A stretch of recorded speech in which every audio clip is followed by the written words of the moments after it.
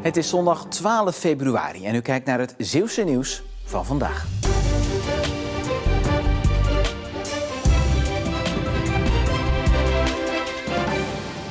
De politie heeft een 26-jarige man uit Oost-Soeburg aangehouden die verdacht wordt van het veroorzaken van een ongeluk in zijn woonplaats. De man reed vrijdagavond op een crossmotor, kwam zwaar ten val en sleurde daarbij een jongen op een fiets mee. Die raakte door de klap een poosje bewusteloos. De motorrijder zelf raakte ook gewond, maar vluchtte weg. Bij het ongeluk raakte de 15-jarige Ghani uit Middelburg gewond. Het bizarre ongeval werd gefilmd door omstanders bij het station van Oost-Soeburg.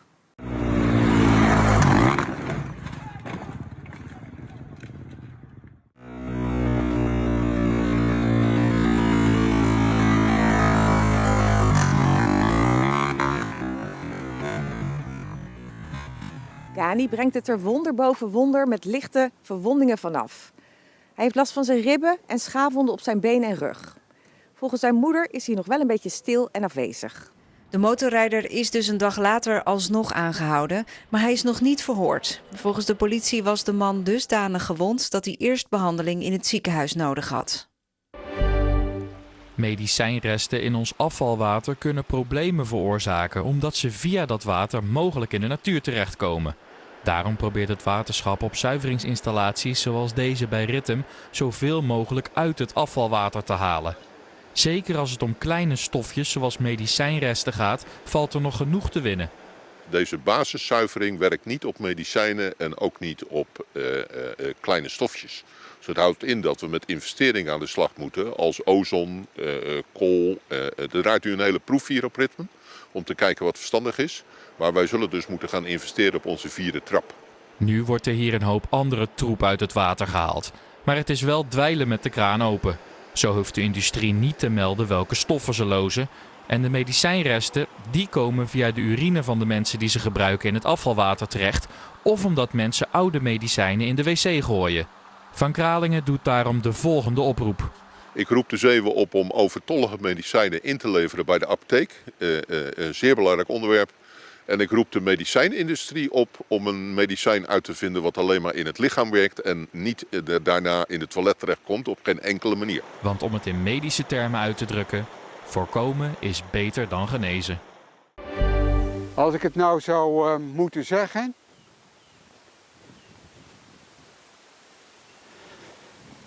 is dit één mol. Hoeveel mollen zitten er in uw omgeving? Dat laat de Zoogdierenvereniging dit weekend uitzoeken tijdens de mollentelling. Ook in onze provincie gingen mensen op pad om de mollen te tellen. We hebben al heel wat molshopen gezien. Maar het lijkt me zo lastig als je mollen gaat tellen. Die mol, die zie je nooit. Nee, dat klopt.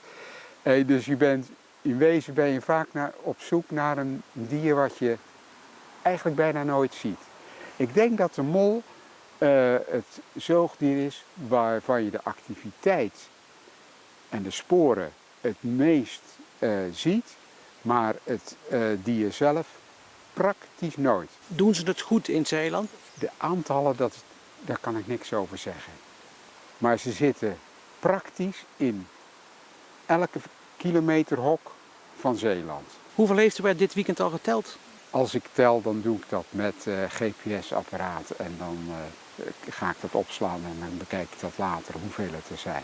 Zo heel wat al.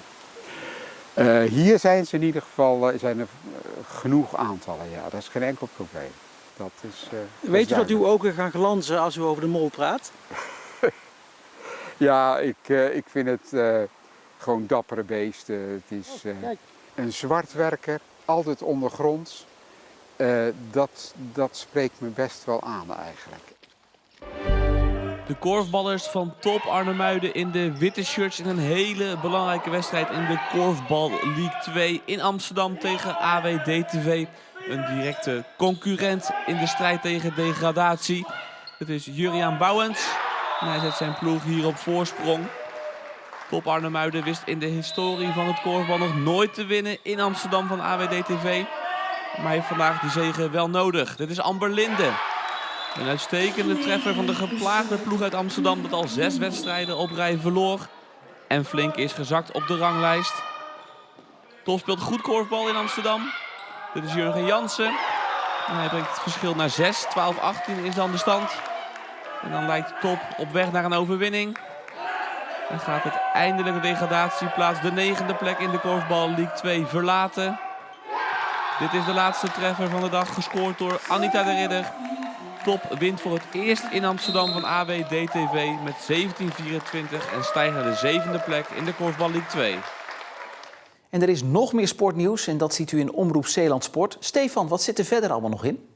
We laten je zometeen in Omroep Zeeland Sport 4 wedstrijden uit het afgelopen weekend zien. In de Korfbal League 2 het duel tussen AW DTV uit Amsterdam tegen Top uit Arnhemuiden. Uit het amateurvoetbal in de 3e divisie Terlede tegen Hoek en Goes tegen OD59 uit de 4e divisie. En er is een verslag van de Grevelingencross in Bruinisse, de 7e en laatste wedstrijd van de Zeeuwse crosscompetitie. Tot zo. We hadden vandaag weer veel bewolking en die bewolking die bepaalde ook het weerbeeld, maar was wel een stuk dunner dan gisteren. En dus kon zodoende op sommige plaatsen in Zeeuws-Vlaanderen de bewolking even openbreken, zodat een zonnestraaltje mogelijk werd. In de loop van vanavond en vannacht krijgen we steeds meer opklaringen. Bij een zwakke oostenwind zakt dan de temperatuur naar 2 tot 5 graden en daarbij zou ook nevel en lokaal mist kunnen ontstaan. Morgen hebben we na het oplossen van de mist een dag met zonneschijn, afgewisseld door wat bewolking. En de maximumtemperatuur komt te liggen rond 9 à 10 graden bij een zwakke en aan zee soms matige zuidoostenwind. De dagen daarna blijft het overwegend droog en het is vrij zonnig met meer zon en een aanvoer van drogere lucht. De temperatuur die komt te liggen rond 10 à 11 graden en het blijft tot donderdag overwegend droog. En tot zover deze Zeeland nu voor vandaag. Nog een hele fijne avond.